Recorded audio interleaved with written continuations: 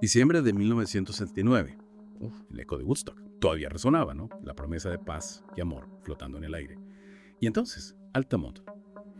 En las fotos que tenemos se ven caras llenas de esperanza, una multitud inmensa. Casi se puede sentir la energía, ¿verdad?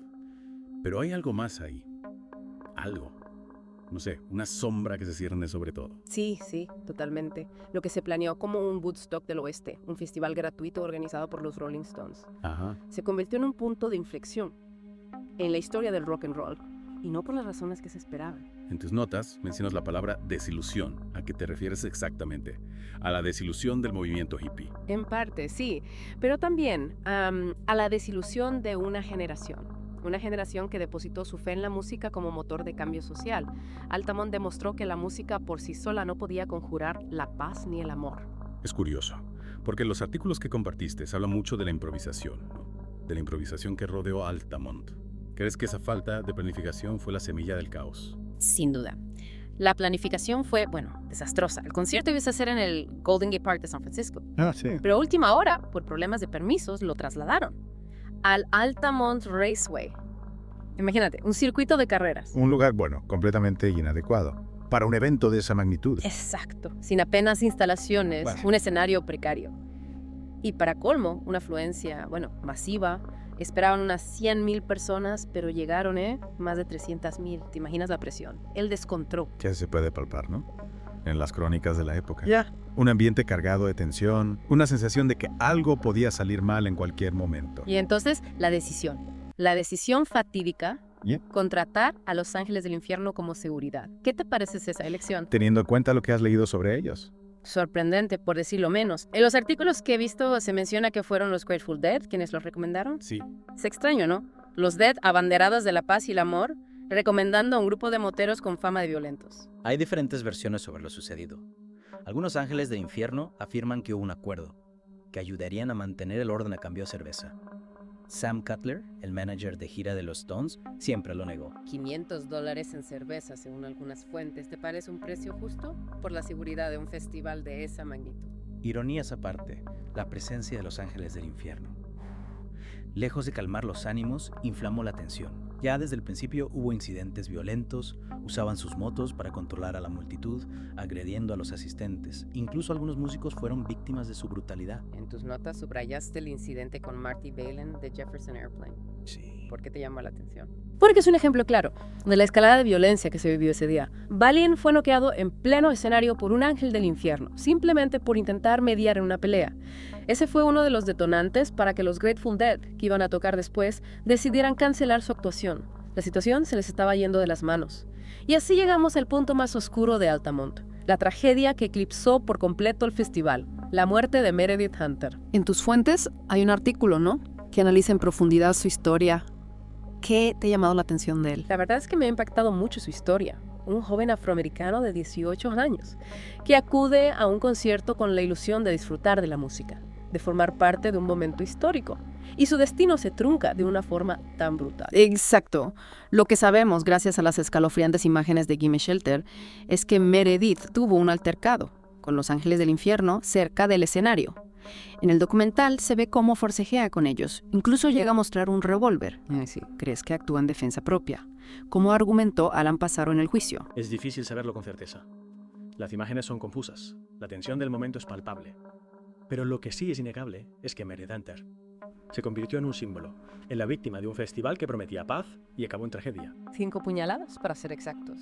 Y no solo eso, también fue golpeado y pateado brutalmente. Todo ocurrió mientras los Rolling Stones tocaban Under My Thumb. Un contraste brutal, ¿no? La música intentando seguir su curso mientras la violencia se desata a pocos metros del escenario. Has marcado un pasaje del artículo que habla sobre juicio a Alan Passaro, el ángel del infierno acusado del asesinato. ¿Qué te parece el veredicto? Fue absuelto. Su defensa alegó legítima defensa, argumentando que actuó para protegerse y proteger a otros, porque Meredith portaba un arma. El jurado, tras visionar las imágenes de Gimme Shelter, aceptó su versión. Pero durante años especuló con la posibilidad, ¿no?, de que hubiera un segundo atacante. Incluso se reabrió la investigación en 2005. Exacto.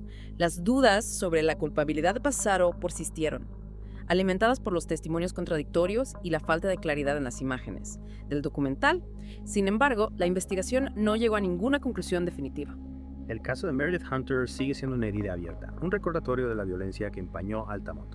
Pero, como apuntabas antes, la suya no fue la única muerte. No. 3 personas más fallecieron durante el festival. 2 por atropellos y 1 por ahogamiento. Un saldo trágico que convierte a Altamont en un símbolo de un momento oscuro en la historia del rock. ¿Crees que la cobertura mediática de estos sucesos contribuyó a la desilusión con el movimiento hippie? Sin duda. Altamont, a diferencia de Woodstock, no fue retratado como una celebración de la paz y el amor, sino como un fracaso, como la prueba de que los ideales hippies eran una utopía irrealizable. Las imágenes de Altamont, especialmente las de Gimme Shelter, dieron la vuelta al mundo, convirtiéndose en un icono de la violencia y el caos. La prensa, que hasta entonces había idealizado el movimiento contracultural, comenzó a cuestionar sus fundamentos. Es como si Altamont marcara un antes y un después, ¿no? La inocencia de Woodstock se desvanece y la realidad cruda y violenta se impone. Exacto. Altamont se convierte en la muerte de la nación Woodstock, un símbolo del fin de una era, un final abrupto, teñido de sangre y desilusión. Altamont Speedway, ¿eh? Nunca volvió a albergar un concierto de rock después de aquella tragedia. Es como si la sombra de lo sucedido se hubiera posado sobre el lugar, convirtiéndolo en una especie de monumento a un sueño roto. Es cierto. Altamont se convirtió en un símbolo, pero no del tipo que los organizadores habían imaginado.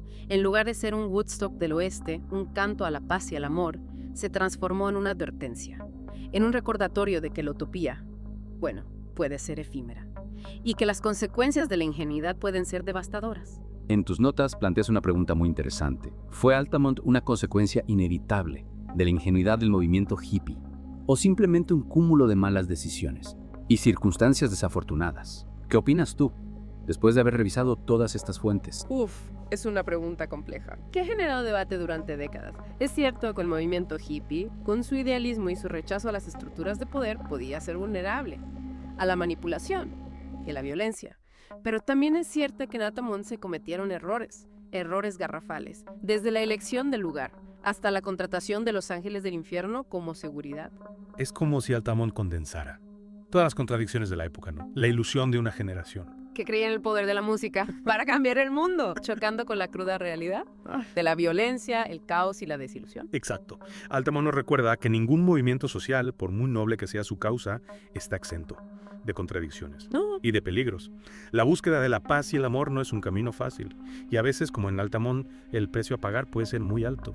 Al final, Altamont nos deja con una serie de preguntas incómodas. ¿Fue un punto de inflexión en la historia del rock and roll? ¿Marcó el fin de una era? ¿O fue simplemente un trágico accidente? Una anomalía en el camino hacia un mundo mejor. Creo que cada uno de nosotros debe sacar sus propias conclusiones.